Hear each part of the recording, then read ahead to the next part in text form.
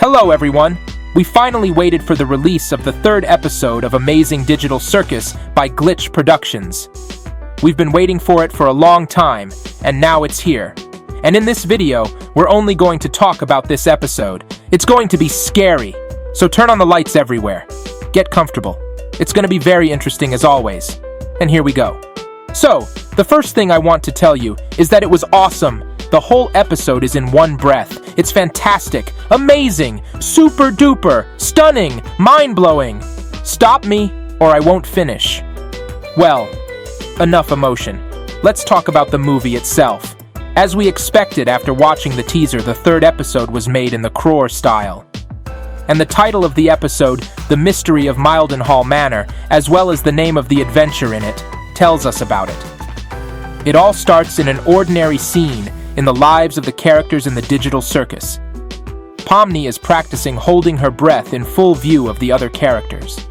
But then Kane shows up, and the adventure begins. Our heroes find themselves in the creepy building of Mildenhall Manor. But it doesn't look creepy at first glance. But here comes a creepy laughter, and the first ghost appears. Pomni's eyes fell out of her head in fear. Literally, his eyes fell out. They just fell to the floor. But the creepy ghost turned out to be a kind ghost named Ghostly, and he said he would be their guide. But Pomni's eyes never went back into place. Poor Pomni. Is she going to wear her eyes in her hands now? Oh yeah, the horrors are beginning. Also, Jax messed up and pulled Ghostly into the vacuum cleaner. Now they also don't have a guide to the haunted house. And then the horror stories began. Jax threw Gangle's mask through one of the doors, and a horrible entrance to the underworld opened. A gruesome sight. A horrible tongue poked out into the room. There were creepy teeth sticking out of the top. How disgusting it was. And then there was a passage of a poisonous green color.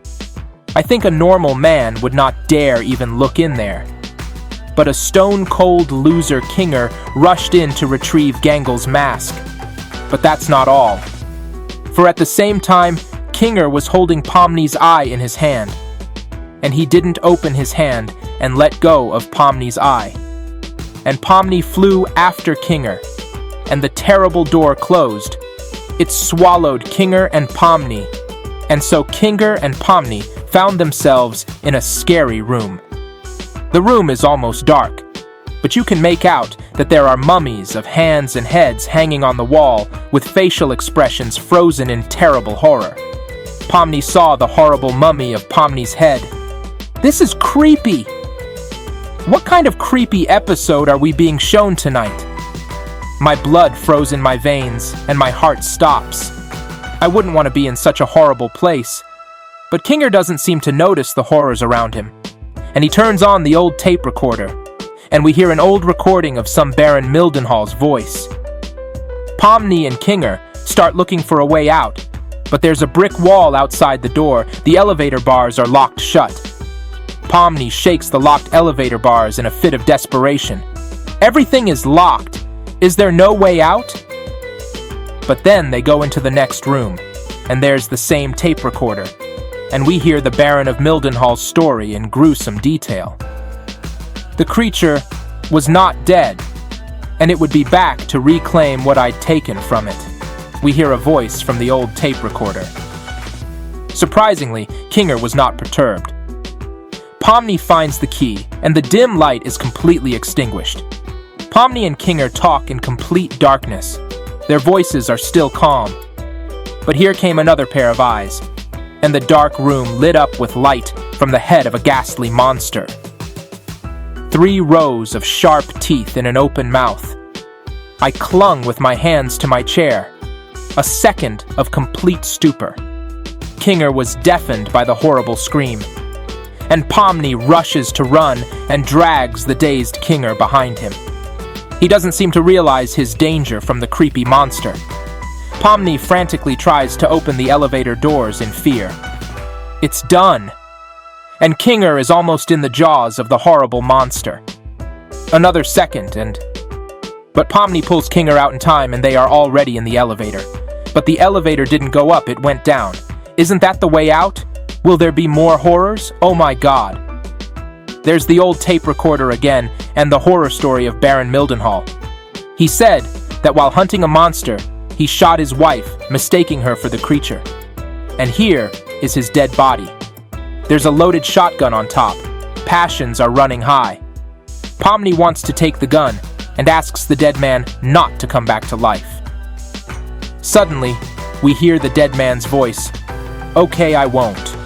It's creepy and funny at the same time. But it's too soon to relax. From the sewers, the headless monster's body moves toward them. His hands are covered in blood. Each new scene is more horrifying than the last. But that's not all. The head of a horrible monster has descended down the elevator shaft. What to do? There's nowhere to run. They're in the cellar, and they're surrounded by monster parts. They have only 2 bullets, but the fearless Kinger solved the problem with 2 accurate shots. Nice shots! Bravo, Kinger! And that's not all. Now the dead Baron Mildenhall wants their bodies for himself. They are grabbed by hellish hands and dragged through the floor even lower. Where have they gone?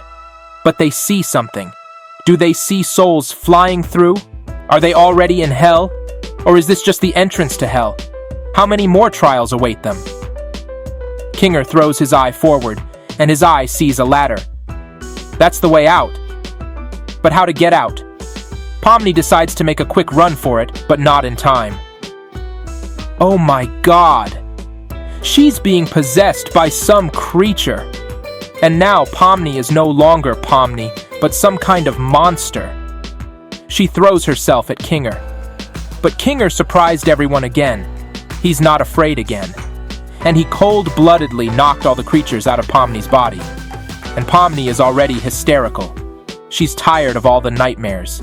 She's had so many fears. Pomni is on the verge of a breakdown. Kinger wants to calm Pomni down somehow, so he tells her his story. They have a very heartfelt conversation. Pomni has calmed down. There was one more challenge left, and they did it. Bravo, Pomni. Bravo, Kinger. What would happen to Pomni without Kinger? This time he really helped Pomni defeat the horrible creatures and get out of the nightmarish Mildenhall Manor. Well, what can I add?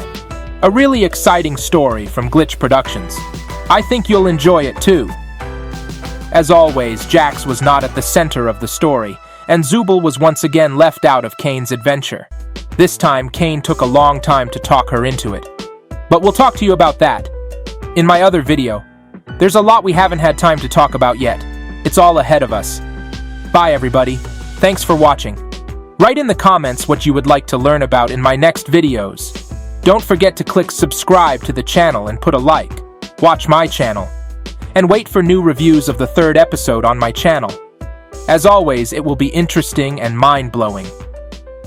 Take care of yourselves, and don't be afraid of ghosts.